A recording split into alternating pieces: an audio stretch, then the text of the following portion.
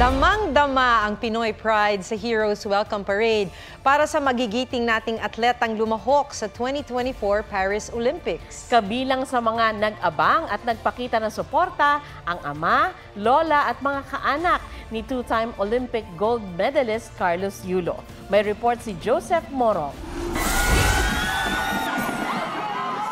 Bakas ang saya sa mukha ng mga Pinoy Olympians sa Heroes Welcome Parade. Ang tagumpay nila lalong pinatamis na masigabong pagsalubong sa kanila. Mula sa Aliw Theater sa Pasay, umikot sa ilang bahagi ng Maynila ang float na sinakyan ng 16 na atleta kabilang na si two-time Olympic gold medalist Carlos Yulo. Game silang kumaway sa fans, nakipagkulitan at pinirmahan ang mga iniahagi sa kanilang t-shirt, bola, poster, sombrero at kung ano-ano pa.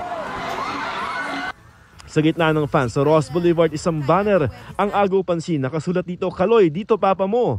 Ang ama ni Carlos na si Mark Andrew, proud na nag-cheer sa anak habang buhat ng mga tao. Nag-thumbs up at sumaludo sa direksyon ng kanyang ama si Carlos.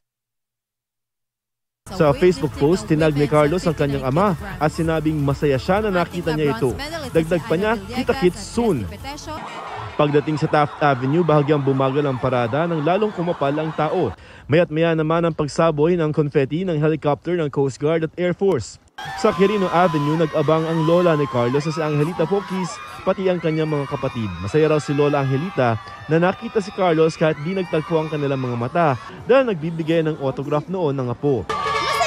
Matapos ang halos 2 oras, dumating sa Rizal Memorial Sports Complex ang motorcade. Isa-isang pinakilala ang mga atleta sa programa. Nagkaroon din ng performance.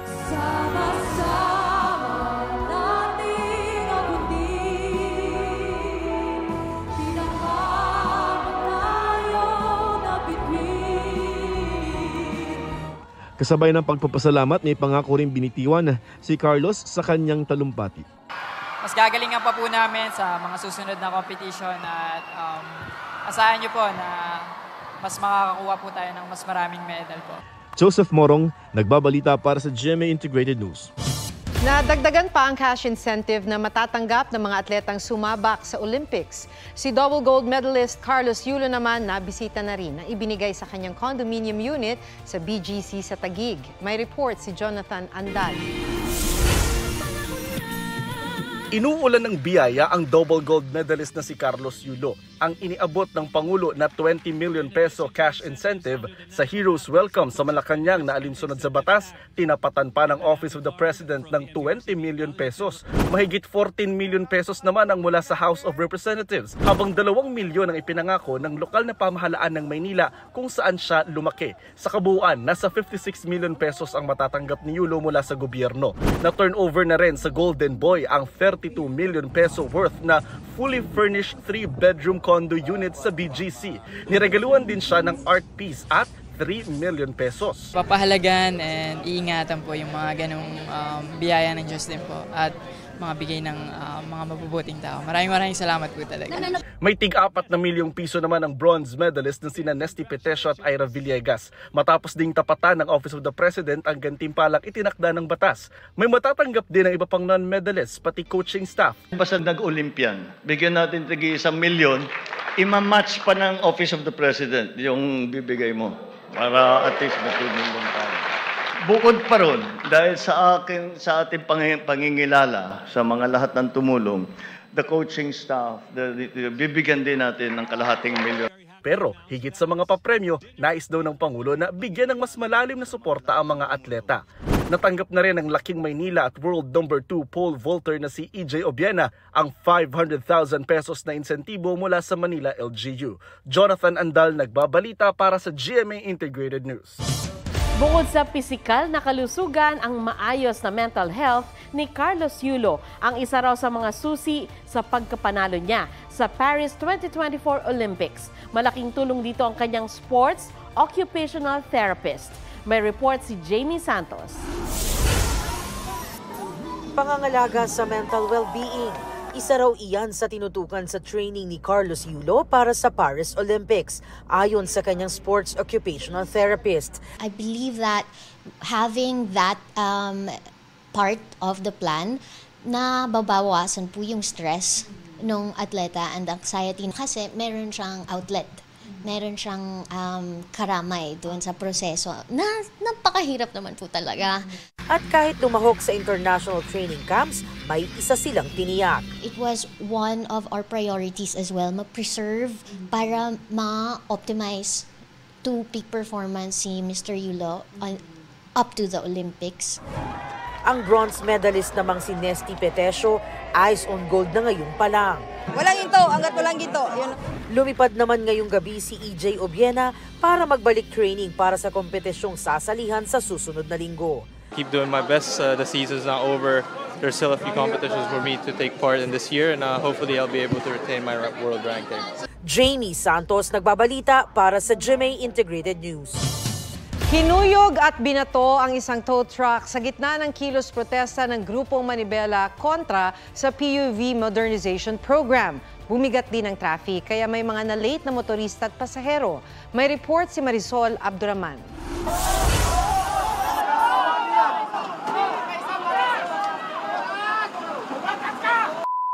Hinuyog ang tow truck na yan sa gitna ng kilos protesta ng grupong Manibela sa Welcome Rotonda. May nambato pa. Napatras ang tow truck na ipinadala roon para hatakin sana ang mga nakaharang na jeep. Dinampot ng mga pulis ang mga nambato pero wala naman daw inaresto. Nagprotesta ang grupo para tutulan ang jeepney face out. Nang tangkang magmarcha pa Mindiola, hinarang sila ng mga pulis. Kaya sa Welcome Rotonda na itinuloy ang programa. Bumigat ang traffic dahil nasakop nila ang bahagi ng Quezon Avenue na papuntang Espanya. Perwisyo sila, boss. Perwisyo. Oo, nalate po sa trabaho. May pinaglalaban din naman sila. Pero giit ng grupo, hindi sila ang dapat sisihin. Bago pa kami lumakad, bago pa kami magmarcha, sarado na po ang Espanya. Nag-disperse ang grupo kalaunan. Marisol Abduraman, nagbabalita para sa GMA Integrated News. Inabutan ng paganganak sa bangketa ang isang ginang sa Cebu City. Namatay siya matapos tumangging magpadala sa ospital. May report si Nico Sereno ng GMA Regional TV.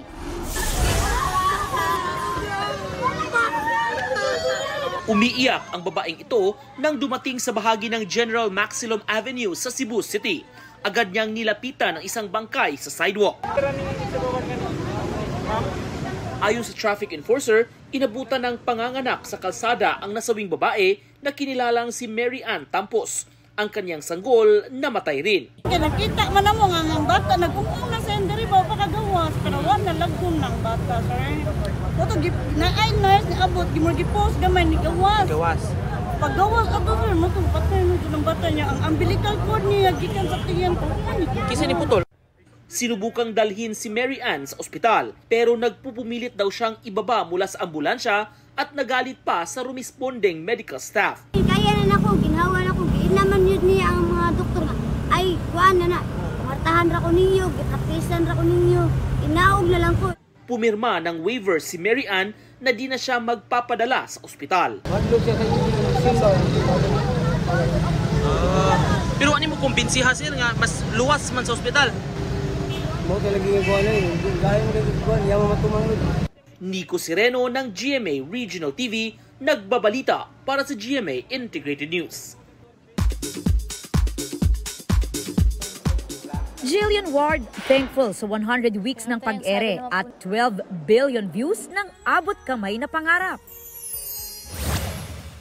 Ruru Madrid at Bianca Umali, nag-swimming at nag-relax kasama ang kanilang fur babies.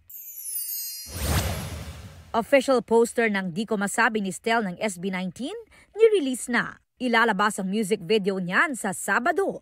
Tuloy-tuloy ang paghahanda ni Stel bilang coach sa upcoming season ng The Voice Kids PH. Aubrey Carampel, nagbabalita para sa GMA Integrated News. Nilamon ng apoy ang 10 bahay sa tabing dagat sa Silay City, Negros Occidental. Mabilis na kumalat ang apoy sa lakas ng hangin. Ayon sa BFP, may bata na namataang naglalaro ng posporo sa ilalim ng tulay bago ang sunog. Nahaharap na rin sa reklamong tax evasion si dismissed Mayor Alice Guo. Inihain yan ng Bureau of Internal Revenue o BIR sa Department of Justice. Sabi ng BIR, hindi nagbayad ng capital gains tax at documentary stamp tax si Guo nang ibenta ang kanyang shares sa Baofu Land Development nang tumakbo siya bilang mayor ng Bamban noong 2021. Ayon sa Presidential Anti-Organized Crime Commission, ibinenta ni Guo ang 2.5 million shares niya sa halagang piso bawat share. Dawit din sa reklamo ang pinagbentahan ng shares ni Guo at ang corporate secretary ng Baofu Land. Sa isang pahayag, sinabi ng kampo ni Guo na wala pa silang natatanggap na subpina. Maghahain daw sila ng sagot oras na matanggap ito. Kaugnay sa dismissal ng order ng ombudsman, iaapela raw nila ito. Nanumpa naman bilang acting mayor ng Bamban si Councilor Erano Timbang. 3 buwan siyang uupo sa pwesto hanggang matapos ang suspensyon ni Bamban Vice Mayor Leonardo Anunciacion.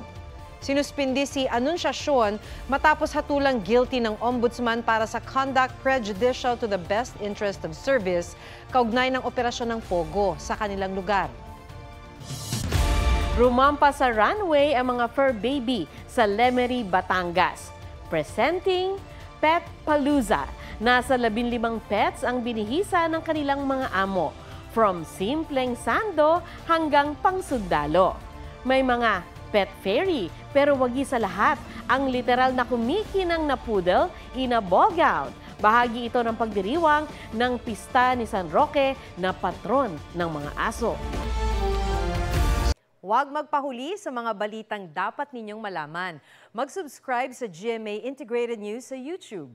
Sa mga kapuso abroad, subaybayan nyo kami sa GMA Pinoy TV at sa www.gmanews.tv.